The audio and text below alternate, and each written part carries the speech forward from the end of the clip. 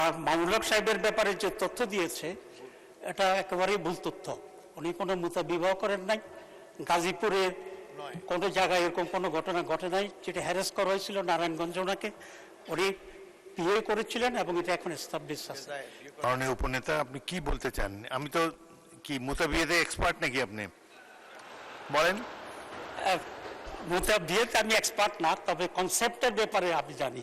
মাননীয় প্রধানমন্ত্রীকে, যিনি এই প্রসঙ্গটাকে স্টপ করার জন্য ইশারায় মাননীয় সংসদ সদস্যকে নির্দেশ দিয়েছে। মাননীয় সদস্য, অপ্রাসঙ্গিক কোনো বিষয় বক্তব্যে না আনাই ভালো। একজন রাজনৈতিক নেতার পরকীয়া সম্পর্কে আপনি মন্তব্য করেছেন। সাধারণত নিয়ম হলো যার এখানে এসে জবাব দেওয়ার সুযোগ নাই তার সম্বন্ধে অভিযোগ তোলা সংসদে সমীচীন নয়। 2 নম্বর, আপনারা মুতা বিয়ে সম্পর্কে আমার কাছে কেন জানতে চাইলেন? আমাকে কি এক্সপার্ট মনে হয় এসবের ব্যাপারে? মুতা বিয়ে হলো সম্ভবত কেউ যদি বিদেশে যায়, বিদেশে অবস্থানকালে হয়তো টেম্পোরারিলি 1 মাসের জন্য বিদেশে গেল, আগের কালে নিয়ম ছিল 1 মাসের জন্য তিনি একটা সোকল্ড বিয়ে করতে পারতেন বা একজন পার্টনার খুঁজে নিতে পারতেন। এটাই আমার ধারণা। তবে এগুলো নিয়ে সংসদে আলাপ আলোচনা না হয় ভালো। আর অপ্রাসঙ্গিক কোনো কিছু অনুগ্রহ করে এখানে তুলবেন না।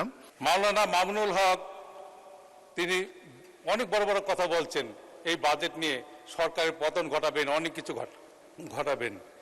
কিন্তু তিনি যে গাজীপুরে এক নারী শোয়া ধরা পড়লেন মুদা বিয়ের নামে, আসলে সেটা কি ছিল আমি জানি না। ওই পাশ থেকে বলা হয়েছে যে এইগুলো ট্রেজারি বেঞ্চে যারা বসে তাদের অভ্যাস, তারা খায় বলে এগুলো এখনো রাখা হয়েছে। আমি জানি না, আল্লাহ জানে কার কি অভ্যাস আছেন। তবে আমি এতটুকু বলতে পারি, আপনারা বিগত দিনে শুনেছেন মুদা বিয়া। মুদা বিয়ার কথা শুনেনি? মুদা বিয়া কি জিনিসটি স্পিকার আপনার কাছে আমি একটু জানতে চাই। মাওলানা মামুনুল হক তিনি অনেক বড় বড় কথা বলছেন, এই বাজেট নিয়ে সরকারের পতন ঘটাবেন, অনেক কিছু ঘটাবেন। কিন্তু তিনি যে গাজীপুরে এক নারী শোয়া ধরা পড়লেন মুদা বিয়ের নামে, আসলে সেটা কি ছিল আমি জানি না।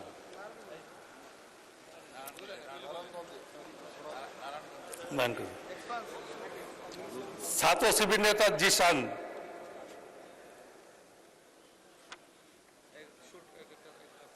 যা এই ইতিহাস আপনারা জানেন। অন্তর্বর্তীকালীন সরকারের সময় আইন শৃঙ্খলার অনেক অবনতি হয়েছিল,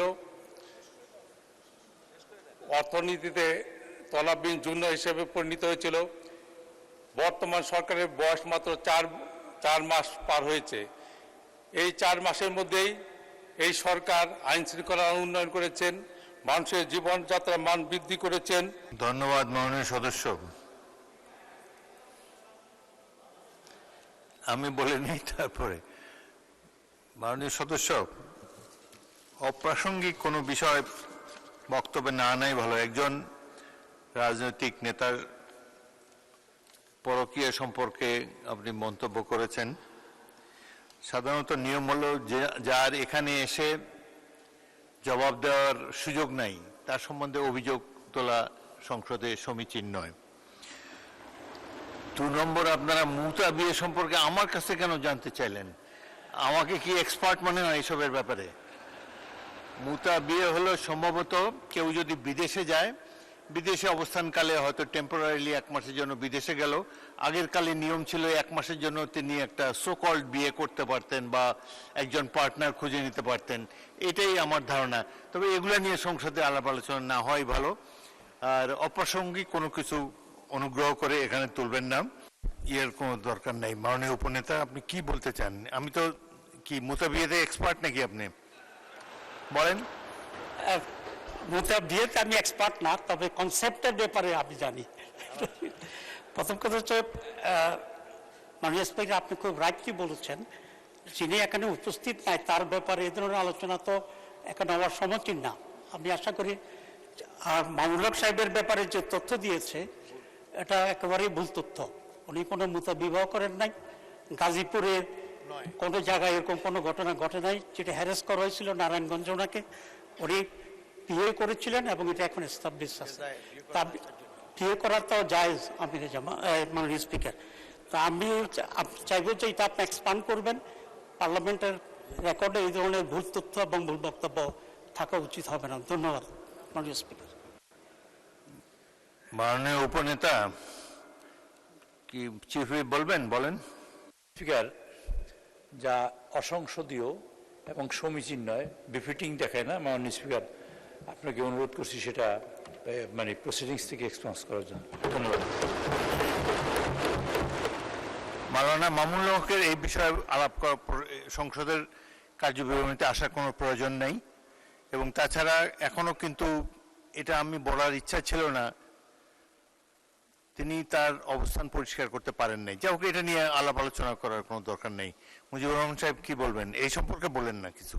এটা একজন রাজনৈতিক নেতার জীবনের অন্ধকার অংশ, এখানে এখানে আলোচিত হোক এটা চাই না আমরা। এই বিষয়ে বলেন না, অন্য কোনো কিছু বলবেন? পয়েন্ট অফ অর্ডার বলুন। মাননীয় স্পিকার, ধন্যবাদ।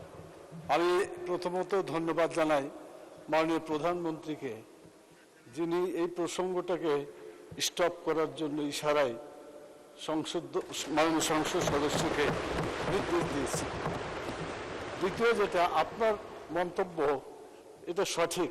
এক সময় ছিল মোতা বিয়ে করা যেত, কিন্তু পরবর্তীতে হারাম হয়ে গেছে, এটা নিষিদ্ধ, এখন করা যাবে না। এই কথাটা আপনি যোগ করে দিলে এটা সঠিক তথ্য থাকবে, না হলে এভাবে থাকলে মনে হবে যে বোধহয় এখনো কিছু করা যাবে। এটা আর করা যাবে না, এটা হারাম। ধন্যবাদ। ধন্যবাদ।